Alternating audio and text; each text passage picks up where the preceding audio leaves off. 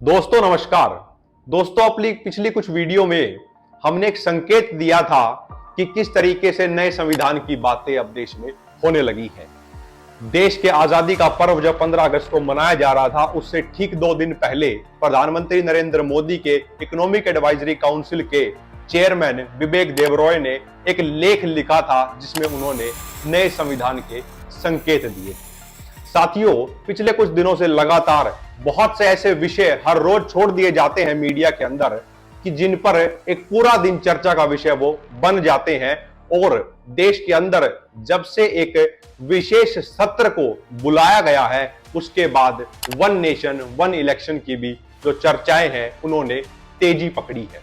और उसी के साथ साथ हमारे देश का नाम इंडिया है या भारत है, ये भी एक चर्चा का विषय अब बन गया है। साथियों, हम अपनी वीडियो की शुरुआत कुछ सवालों से करेंगे कि सही मायने में वन नेशन वन इलेक्शन क्या है। क्या वन नेशन वन इलेक्शन के लिए देश के संविधान को बदला जाएगा? क्या इस व्यवस्था को लागू करने के लिए देश के अंदर prime minister form of government से बदलकर प्रेसिडेंशियल फॉर्म ऑफ गवर्नमेंट की तरफ देश में बढ़ा जाएगा, जिस तरीके से अमेरिका में है?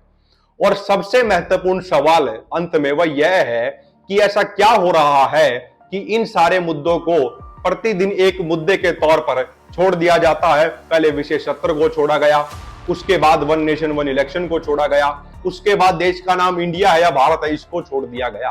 हमें इस पर गौर करने की जरूरत है कि ये जो बातें लगातार मीडिया में प्रचारित हो रही है, इसके समानांतर कुछ ऐसे काम तो नहीं हो रहे हैं जिनसे लोगों को भटकाया जा रहा हो। तो ऐसे ही सिलसिलेवार तरीके से हम अपने पहले सवाल से शुरुआत करते हैं साथियों कि वन नेशन वन इलेक्शन क्या है।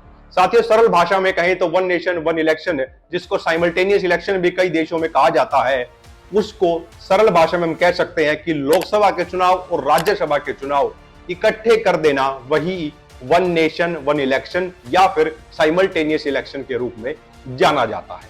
अब साथियों में समझ लेते हैं कि वन नेशन वन इलेक्शन से क्या फायदे हैं और क्या नुकसान है। साथियों, वन नेशन वन इलेक्शन से जो फायदे गिनाए जाते हैं उसमें सबसे पहला फायदा ये आता है कि जो इलेक्शन कराने में जो खर्च होता है उसमें कटौती होगी। जो आर्म्ड फोर्सेस को हमें ट्रैवल करना पड़ता है और उसकी जो उपयोगिता होती है सिक्योरिटी को मेंटेन करने के लिए, वो बार बार नहीं करना पड़ेगा।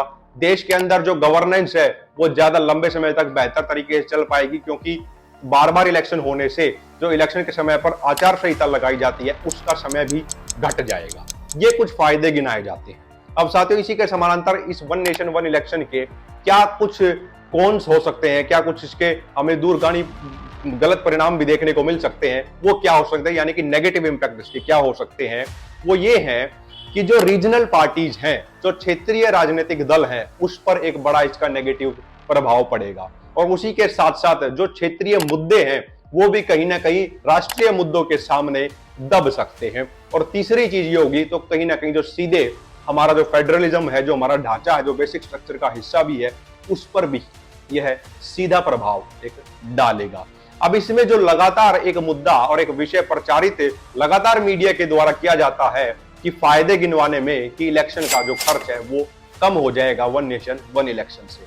साथियों, उसकी हमें एक निष्पक्ष और तथ्यों के आधार पर उसको समझने और उसकी जांच करने की जरूरत है।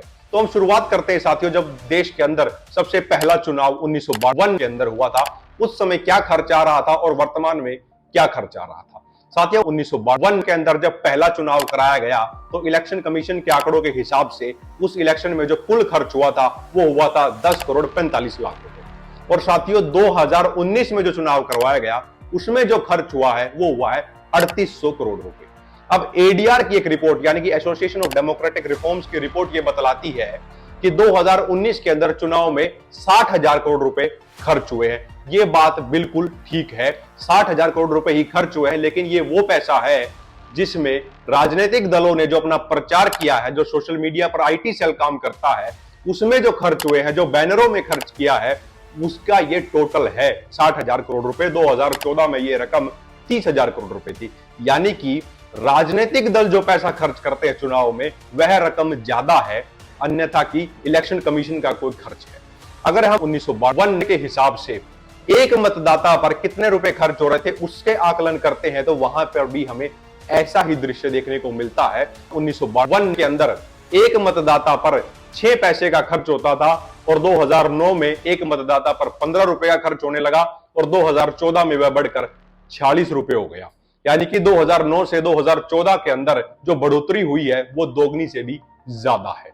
तो इसीलिए खर्च कम करने के लिए हमें वन नेशन वन इलेक्शन की ओर जाने की जरूरत नहीं नजर आती है। इसके लिए हमें ऐसे पॉलिटिकल रिफॉर्म्स की जरूरत है कि राजनीतिक दल अपने खर्चों पर लगाम लगाएं।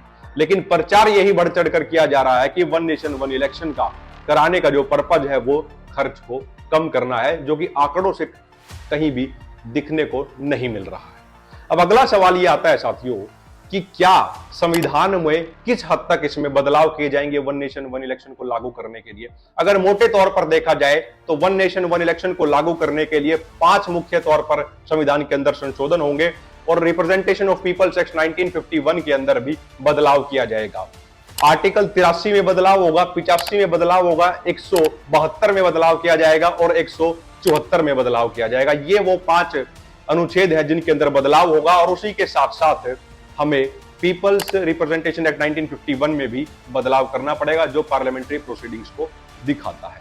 अब अगला सवाल साथियों ये उठता है कि क्या देश के अंदर वन नेशन वन इलेक्शन को लागू करने के लिए हम प्राइम मिनिस्टर फॉर्म ऑफ जो गवर्नमेंट है उस व्यवस्था को भी बदलेंगे, क्योंकि वन नेशन वन इलेक्शन का जो नेचर है, जो उसका स्वभाव है, वो सही मायने में तभी लागू किया जा सकता है जब हम प्रेसिडेंशियल फॉर्म ऑफ गवर्नमेंट की तरफ बढ़ेंगे। तो क्या भविष्य में हम इस बात पर भी देश में चर्चाएं होंगी, क्या देश के अंदर प्रेसिडेंशियल फॉर्म ऑफ गवर्नमेंट को लागू कर देना चाहिए। अब इस पूरे विषय में लॉ कमीशन की रिपोर्ट ने जो कहा, जिसके आधार पर ही देश के अंदर वन नेशन वन इलेक्शन की चर्चाएं तेजी पकड़ी है उन्होंने, उस पर भी हमें गौर करने की जरूरत है।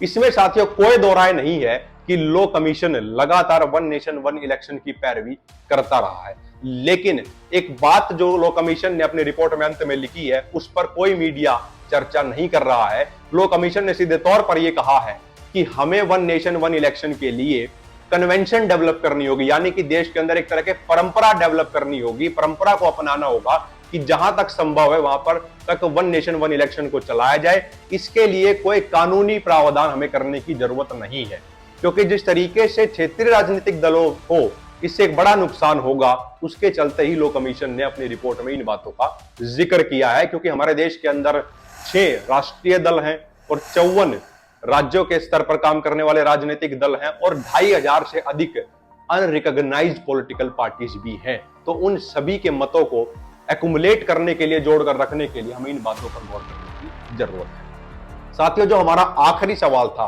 और जो सबसे महत्वपूर्ण सवाल भी है कि एकदम से ऐसा क्या हो गया कि लगातार 15 अगस्त से पहले विवेक देबरॉय के लेख से शुरुआत हुई नए संविधान की, उसके बाद वन नेशन वन इलेक्शन आ गया और अब हम यहां तक पहुंच गए हैं कि ये चर्चा कर रहे हैं कि हमारा देश का नाम इंडिया है या भारत है।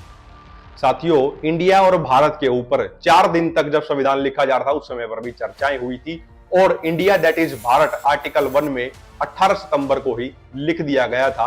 हालांकि ताजुब और कोइंसिडेंस भी कह सकते हैं कि 18 सितंबर से ही हमारा विशेष सत्र भी शुरू हो रहा है। तो वहां पर चीजें जब फाइनलाइज हो गई थी, और उसमें भी एक महत्वपूर्ण बात वो ये है कि 2015 के अंदर एक PIL लगी थी। उस PIL में यही था कि देश का नाम भारत कर दिया जाना चाहिए। उस समय गृह मंत्रालय ने खुले तौर पर यह कहा था सुप्रीम कोर्ट के अंदर कि देश का नाम बदलने की कोई जरूरत नहीं है।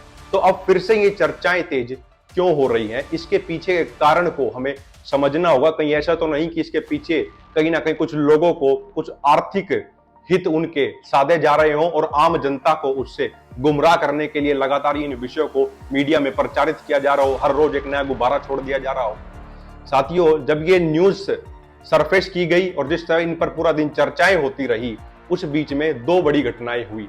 एक, अडानी की रिपोर्ट को हमने देखा कि किस तरीके से मॉरिशस रूट से लगातार अडानी अपनी संपत्ति को गलत तरीके से इन्फ्लेट कर रहा है, उसको बढ़ाकर दिखा रहा है, मार्केट वैल्यू को बढ़ा रहा है और उस बढ़ी हुई वैल्यू से देश की संपत्ति को खरीद रहा है। दूसरी ओर हाल ही में जो घटना घटित हुई वो ये हुई कि जो सुभाष चंद्रा हैं, उन्होंने यस बैंक से एक लोन लिया और वो जो लोन था उसमें 5000 करोड़ रुपए यस बैंक ने उनके माफ कर दिए और 1500 करोड़ रुपए में ही उन्होंने अपने पूरे लोन का सेटलमेंट कर दिया। किसी मीडिया पर इन विषयों की चर्चा नहीं हुई है और अडानी रिपोर्ट को लेकर भी चर्चाएं दबा दी गई है। तो कहीं ना कहीं जो ये बातें अब चल रही हैं, ये सीधे तौर पर ये दिखा रही हैं एक डाइवर्जन के तौर पर इन विषयों को लाया जा रहा है। और देश के नाम बदलने का विषय हो, चाहे वन नेशन वन इलेक्शन की बात हो, इस पर कहीं ना कहीं पहले सरकारों का स्टैंड कुछ और था और अब बीजेपी एक नए स्टैंड को देश के सामने रखना चाहती है, ताकि किसी भी तरीके के मुख्य धारा के जो जनता से जुड़े हुए मुद्दे हैं